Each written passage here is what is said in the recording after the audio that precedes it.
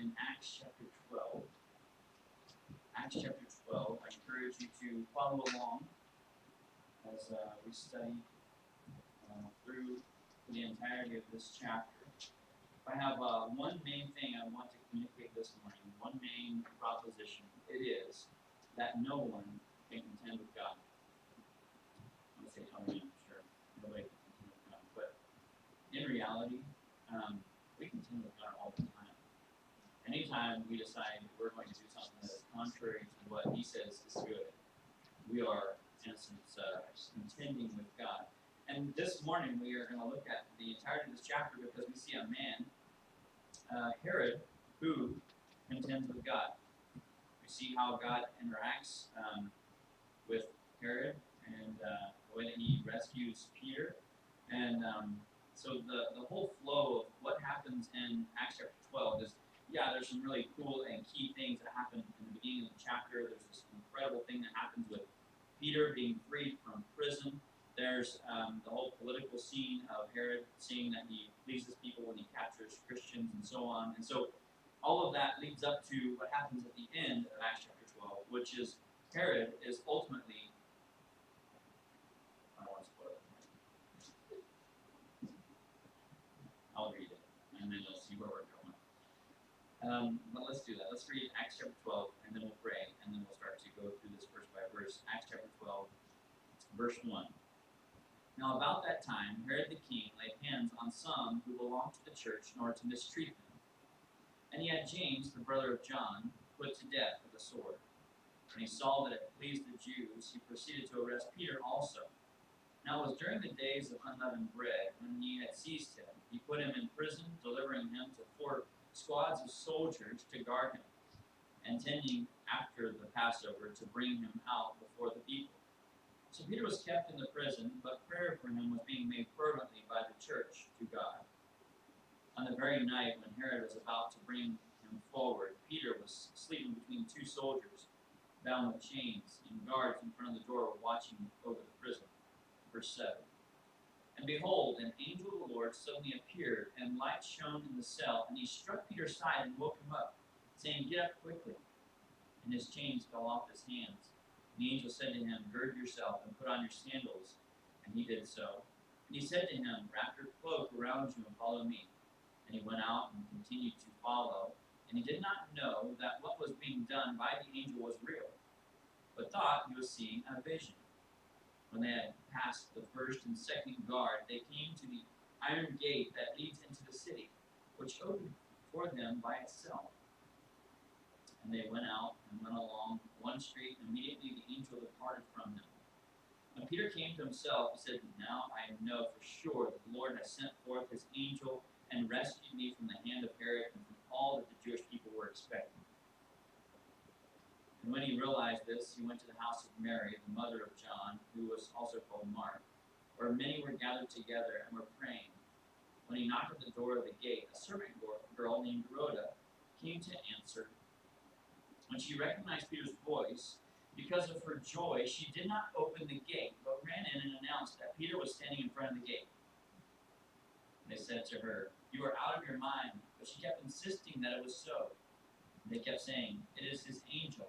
But Peter continued knocking, and when they had opened the door, they saw him and were amazed. But motioning to them with his hand to be silent, he described to them how the Lord had led him out of the prison. And he said, Report these things to James and the brethren. Then he left and went to another place. Now when day came, there was no small disturbance among the soldiers as to what could have become of Peter. When Herod had searched for him and had not found him, he examined the guards and ordered that they be led away to execution. And then he went down from Judea to Caesarea and was spending time there. Now he was very angry with the people of Tyre and Sidon, and with one accord they came to him, and having won over Blastus, the king's chamberlain, they were asking for peace, because their country was fed by the king's country. On an appointed day, Herod, having put on his royal apparel, took his seat on the rostrum and began delivering an address to them. The people kept crying out, The voice of God and not of a man. And immediately an angel of the Lord struck him because he did not give God the glory, but and he was eaten by worms and died. But the word of the Lord continued to grow and to be multiplied. That is our text this morning. Let's pray together and ask God to help us as we seek to understand it.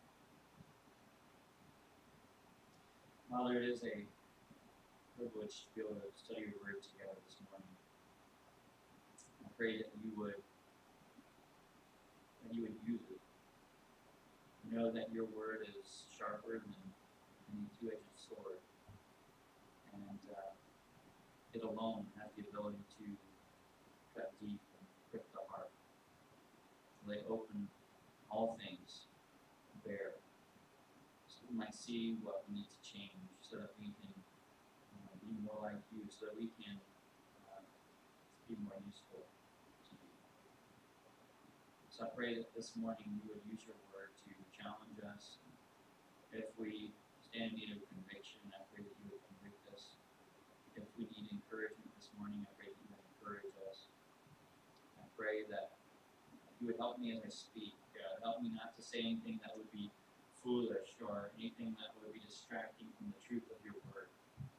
I pray that this morning, that as we listen, as we take in your word, that you would give us diligence in the way that we listen. Help us to know how to best apply the truth of your word, so that these things don't fall on deaf ears. Help us to be doers of the word, not hearers of it. Father, I pray that you would guide us this morning through this text and help us to glorify you through the way that we handle it. We know that you alone are worthy of worship, you alone are worthy of glory, and we have the opportunity this morning to glorify you through the way that we go with this text. Guide us, we pray, in Jesus' name.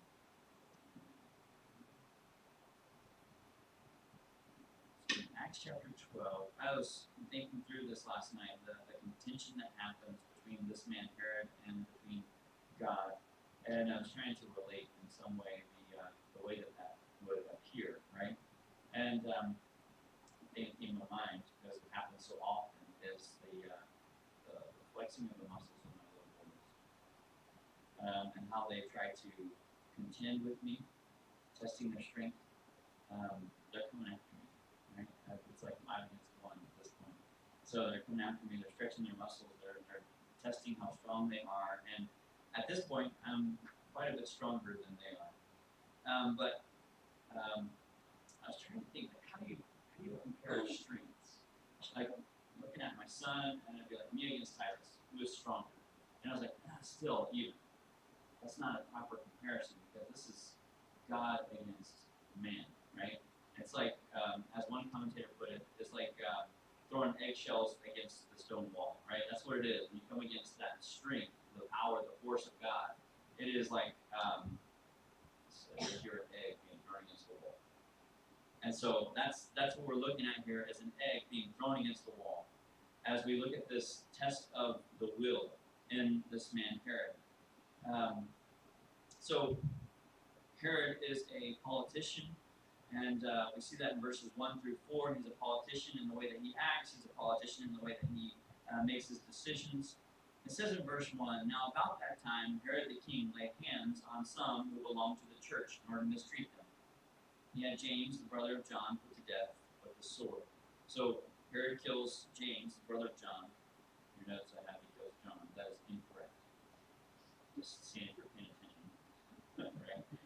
That's so graciously pointed out to me earlier. It's not John. It is James. So Herod kills James, and about that time, what time we're talking about? What time frame? What's going on? About that time, remember we just talked about this relief that was sent to the church, as in chapter 11, there were those who were in need. There was going to be a famine. There was going to be a collection that was taken and sent to help out the church in Jerusalem. And so the Antioch church was taking up this collection, sending it off. So there's this time where there's this famine that's going on. So there's a little bit of political turmoil already. And so what does Herod do? But he lays his hands on some of the men who belong to the church to mistreat them. James, the brother of John, was one of them. This is one of the men in the inner circle, and he had him put to death by the sword. Um, Death by the sword most likely means that they cut off his head, and this is how he is killed. And so the question comes, well, why? Why would this happen? Herod Agrippa, he was Herod Agrippa the first. He was a king. He reigned from about 37 to 44 A.D. And so we'll get into all of his background, his lineage, and all that kind of stuff. But he comes from a family of killers. They're just out to stop anything that Christianity has to offer at this point, right? And so he's the grandson of Herod the Great. Remember, he's the one who ruled at the birth of Jesus and tried to kill baby Jesus, right? And so Herod, he was a strict follower of Judaism. And we don't know his motivation behind that. Many suspect that he was a follower of Judaism because of political reasons. He wanted to have this some sway with the Jewish leaders and so on. And so he had this relationship with Rome, and it was kind of a shaky relationship with Rome. And so many believe that he's going through this process, making these decisions politically, so that he can have this right kind of relationship with those who are in authority over him. And so he's trying to control all that's going on, and he trying to maintain his power, his position, his political identity. He begins to come against the Christians. And when he does this, he lays hands on them. He plans to do them harm. And he, as it says here, belonged to verse 1, he belonged to the church in order to mistreat them. And then we see in verse 2, he had James, the brother of John, put to death by the sword. Now this is like a horrible blow for the church, right? This is one of the prominent leaders in the church. And you can imagine the sadness within the church, the discouragement, the concern within the church as this is taking place. Many of the Christians, I'm sure, worried, probably mourned the loss of James. And so all of this is taking place, and he is bringing this anger, this force against the Christians. Verse 3, when he saw that it pleased the Jews, he proceeded to arrest Peter also. Now it was during the days of unleavened bread. When he had seized him, he put him in prison, delivering him to 4 squads of soldiers to guard him, intending after Passover to bring him out before the people. So he's got these intentions with Peter. He sees that when he kills James, that the Jews like this. And we have this question that comes up when we start to study this passage, right? And I'm going to put a question in your mind if you haven't already thought of it. And that way it takes you down that track, right? The question is, why is James killed? And then as we already know, that Peter then is spared. And so we have to wrestle with this a little bit. Why would James be killed? Why would God allow something like that, but spare Peter? Why would it be this way? And a simple answer that is one that easy to say, but not easy to affirm and do, right? Easy one to say is that God is in control. He's in control. Ultimately, he is in control. And so in God's sovereign design decree, he sees fit to rescue Peter, and James is killed. We may not always understand God's ways. Often, I feel like we don't understand God's ways. Right? But we can always take comfort knowing that he is in control. He's always in control. So as you look at this passage, you're not looking at a passage of something that is that there's this chaos, that there's disorder, that there's this discontinuity between the way that these things happen. What you see is something that's very orderly, something that happens, and all we can say is that we have a God that we can trust, knowing that he is powerful to the extent that he is in control of all things. It's also important to remember, I think sometimes we look at death and we would say, oh, this is a really bad thing, James died. And yeah, in some sense it may be a bad thing, but from our perspective, certainly, or from the believer's perspective, in that day. And I'm just going to remind you this. Death isn't always bad, right? For the believer, it's actually good. Paul said in Philippians 1:21, for me to live is Christ and to die is gain. So really God's answer to suffering, to difficulty, is eternity, in which he fixes all of that. And so as those questions come up, just addressing maybe some of those things that we have to deal with in this text. So Herod then moves forward. He plans to kill Peter. And he sees that this pleases the Jews, that he's bringing this persecution against Christians. And he wants to do the same thing with Peter. He makes this political move, gain favor with the people. And he's really giving into the desire of the people so that he can have favor with them. That's how he goes about making his decisions. Let me give you a little bit of application to think about as you look at the life of Herod, okay? You might be thinking, all right, Herod is a bad guy, that's not me. And I would ask this question, okay? What would you be willing to do or not do to gain approval? What are you willing to do or not do to gain approval? And if at any point you are willing to do something to gain approval, you find yourself in the same boat as Herod. Just giving into the pressure of the people. When we strive to gain the approval or the praise of man, and we achieve it, listen to this carefully, we have succeeded in replacing God for them. Is there a time and a place for accepting a compliment? Sure. It can be done in the right way. But glory is to always be given to God. The things that you accomplish, the things that I accomplish, the things we accomplish, however you want to say it, right? Everything should give glory to God. It is Him. It is He who allows that to happen, that success to happen. And so, as we make our way further through this text, maybe this is the point where we say, okay, maybe I need to examine my heart a little bit. Is there some way I'm trying to please other people? Is there some way I'm trying to please someone other than God? As we continue forward in this text, we see when this happens, during the days of unleavened bread. This is the weekly feast that followed Passover. So here's the deal. Everybody has come into town for this celebration of Passover. Everybody's there hanging out. And so Herod sees this even more so as an opportunity for drama. He says, oh, if I can stir up some of the Jews and make them like me, that's great. If I can stir up a big number of Jews, that's even better. And so what he does is he decides he's going to throw Peter into prison and save him for the last day. Before everybody goes home, he's going to have these plans to kill Peter. Oh, okay. So this happens during this important time, and everybody's coming to town for celebration. Herod loves the drama. He loves building all of this up. And so he puts him into prison, and he puts him into prison with these 4 squads of soldiers, these 4 groups of 4 men to guard him at all times.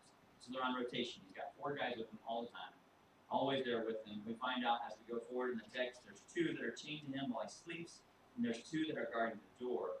And so in verses 5 through 19, we see Herod's lost prisoner. This is how he loses a prisoner. Verse 5, you see the mentality of the church as all of this is taking place.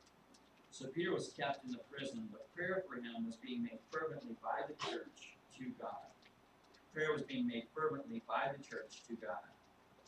It was being made fervently. What does that mean, fervently? When's the last time you used the word fervent?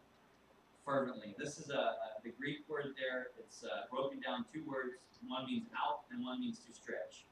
To stretch out, to stretch to its limit. This is actually a medical term that is used to describe muscles that are being stretched out to their limit. And this is how the church prays when they find out that Peter has been captured. They're stretching themselves to the limit. They're just pouring their heart out before God. And we see that this isn't just one individual that prays, but it's the whole church that gets together. They all get involved in this prayer. They feel the hurt of losing James, and they don't want to feel the hurt of losing Peter too. And they pray. Who do they pray to? They pray to God. He is the only one capable of doing anything in this situation. So as we move into verse 6, we see Peter's rescue. This is impeccable in God's timing and how this all works out, right? Verse 6, on the very night when Herod was about to bring him forward, Peter was sleeping between two soldiers. On that very night, God's is never late, is he? He's very rarely early. He's always on time. And so Peter is there. Herod was about to bring him forward. Peter was sleeping between two soldiers. And this kind of speaks to Herod's, or to Peter's state of mind a little bit. Sleeping, right? This is kind of cool. See Peter having the peace of mind enough, knowing that the next day would be the day that he's to be brought out. They're just sleeping in his cell. He's chained to these two men, and he is fast asleep. I don't know he's fast asleep. Well, later on we find out the angel had to hit him to get him wake up, right? Peter did it, right? So he's sleeping. He has this peace in his heart, and sleeps between the two soldiers. And this angel appears. It says in verse 7, and behold, an angel of the Lord suddenly appeared, and a light shone in the cell, and he struck Peter's side and woke him up. The angel shows up, light is there, this angel radiates light, and I kind of picture it being a similar situation from, Moses when he comes down off the mountain, and he has the glow about him, the Shekinah, the glory of God is radiating from him. I see that as the angel has been in the presence of God, and now that the glory of God is reflected through the angel. So there's light, he's able to see. All this happens, and the angel has to poke him, strike him, and say, get up. Radiating the glory of God. And his chains fall off. And the angel says, all right, now get on your shoes, get on your jacket. We need to get out of here. Gird yourself, it says in verse 8, put on your sandals. He did so. He said to him, wrap your cloak about you, follow me. Put your jacket on you.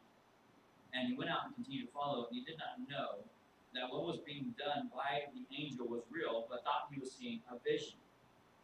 He thought it was a vision.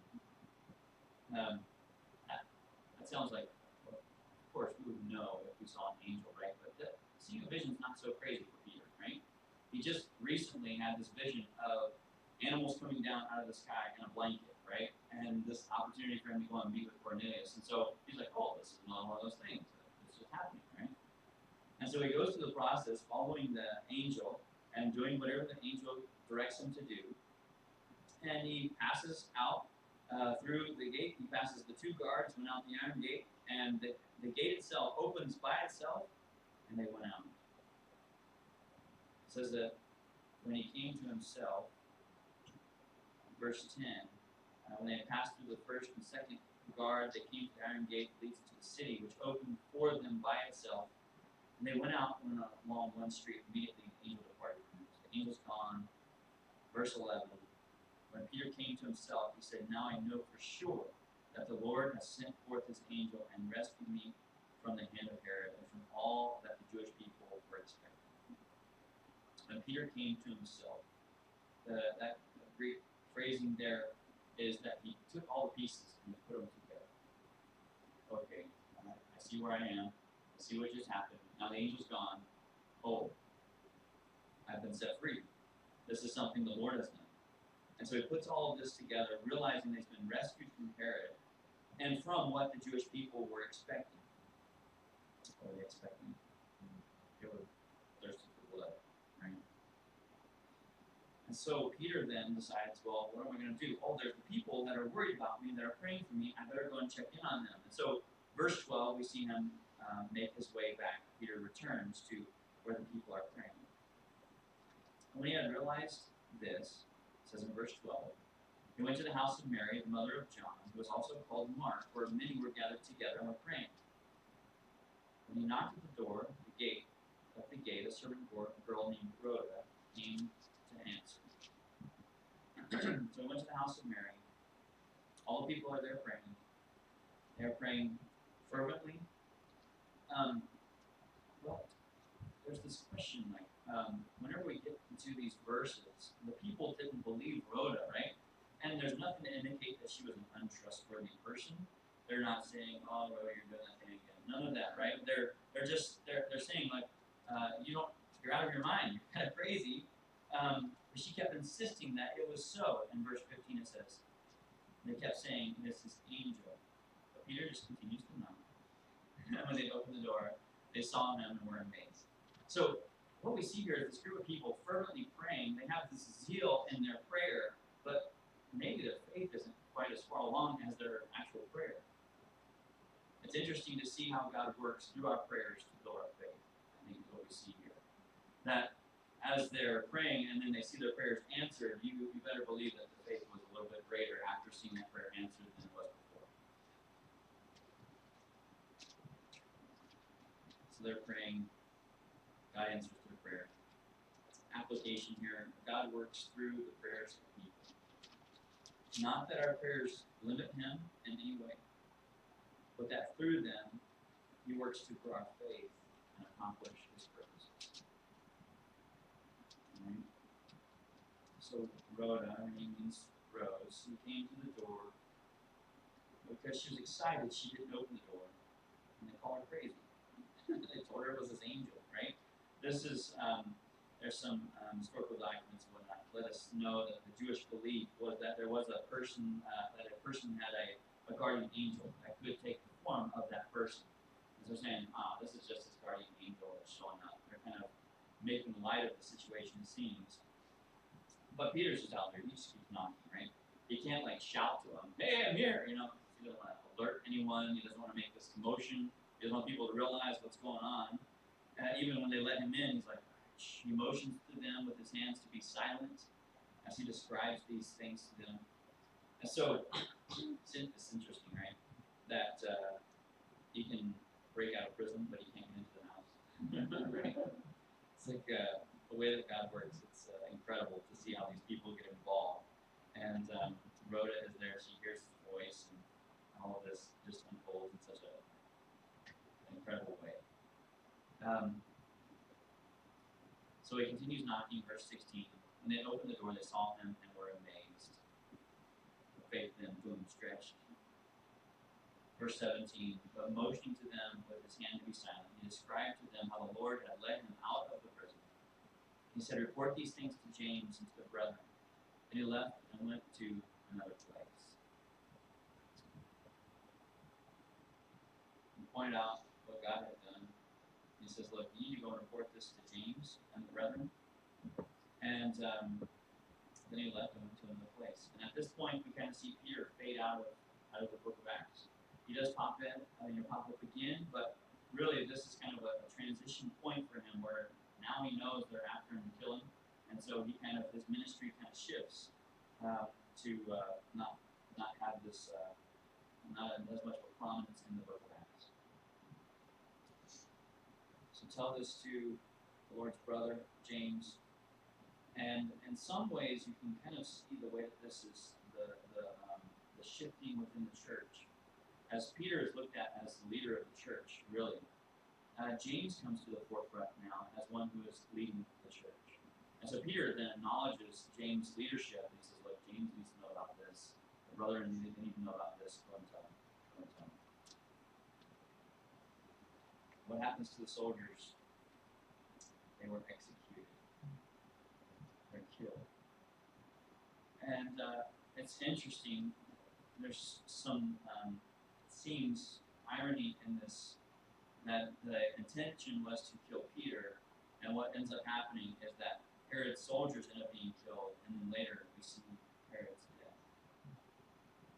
So the third thing that we see in this is Herod's pride. Herod's pride. Verse 20. Now he was very angry with the people of Tyre and Sidon. And with one accord they came to him, and having won over Blastus, the king's chamberlain, his treasurer, the one who was kind of over his finances, his possessions, they were asking for peace because their country was fed by the king's country, right? Remember, there's a drought that's going on, or famine that's going on, and they need some food. And so they're trying to make friends with what's going on with Herod, right? And so, verse 21, on an appointed day, Herod having put on his royal apparel, Herod decides, I know what I'm going to do with this. I'm going to stand up before the people, and I'm going to get decked out in something beautiful. And I'm going to address them in my regular, dramatic way. And I'm going to appease them in such a way that this is all going to be a non-issue. Okay? So he goes back to these theatrics. According to Josephus, a church historian, right, this was a 2-day event that would take place. And the first day, they would give tribute to Caesar. This was more of a formality. Again, Herod's trying to have this political appeasement, right, for all the people involved. But day two was Herod's day. That was the day he got to walk in wearing a silver robe. And this is a big deal. He walks in wearing a silver robe that shined in the sun, took a seat on the rostrum, the judgment seat, and he begins to speak. People cry out, verse 22, the voice of a God and not of a man. And then Herod said, no, this is what God did. No, that's not what you see in the text, right? It's like, oh yeah, this sounds good. Keep it going. Keep that chant together, right? Verse 23, and immediately an angel of the Lord struck him because he did not give God the glory. And he was eaten by worms and died. Herod does nothing to correct the people. They're saying whatever he wants to hear, and then boom, he's struck because he did not give God the glory. He did not give God the glory.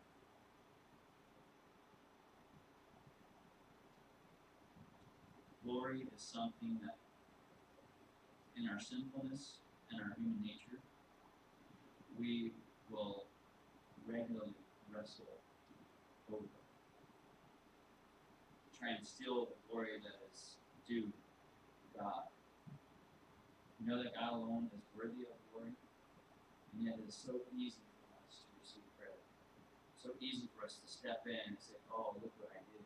Look at how cool I am. Look at how awesome I am. Look at the things that I've accomplished. God alone is worthy of glory. Josephus, he tells us that he was struck and he was dead within 5 days. He was struck with these worms. This is horrific, right? This is not something you make your kids before they go to bed. Right? Struck with worms and dead. Verse 24, transition, but the word of the Lord continued to grow and to be multiplied. Man's pride is no match for God. And all that we are able to accomplish is accomplished by His grace. How can we claim any of it for our own glory? Look at what He's done. Look at how He has chosen to make you useful. I think sometimes the question of how big, the question that we maybe need to ask is, how big is our God? So if you have a little God, then it's easy for you to take credit, right? If you have a little God, then it's easy for you to say, well, no, actually, these are the things that I've accomplished. Look at how awesome I am. And whenever it comes to recognizing how big He is, what that does is it just makes you super small, right? Like eggs against stone mold.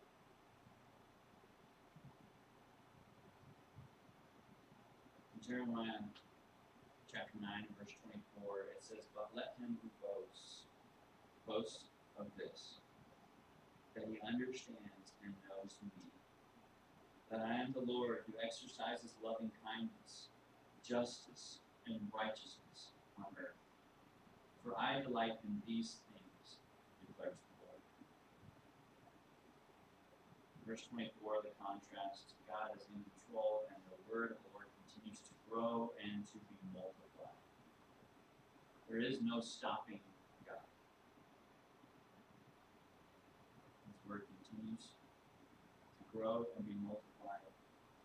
Verse 25, and Barnabas and Saul had returned from Jerusalem, and they had fulfilled their mission, taking along with them John, who was also called Mark. So you see kind of the conclusion of what happened in chapter 11, where Barnabas and Saul are sent to Jerusalem to carry those gifts to the church to help them food, make sure that they were taken care of. They fulfilled their mission, and this is where John, who was called Mark, comes along and ministers. I hope this passage makes you feel small. If you don't feel small, then you don't feel God, right? We should pray together.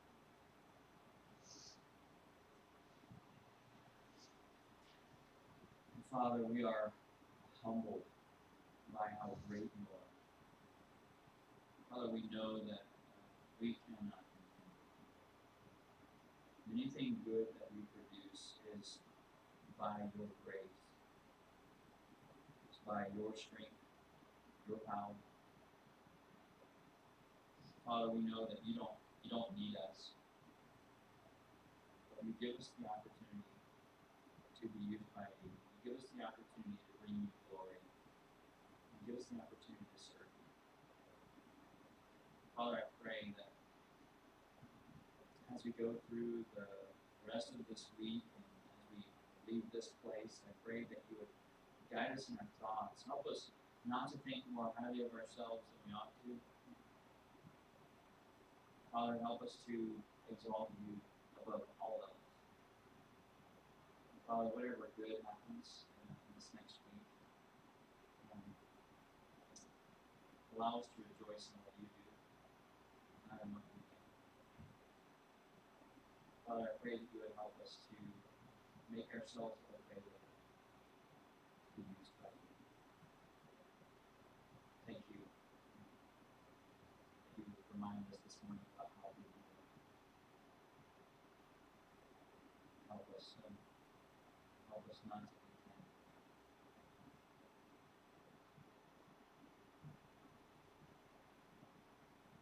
These things in Jesus' name.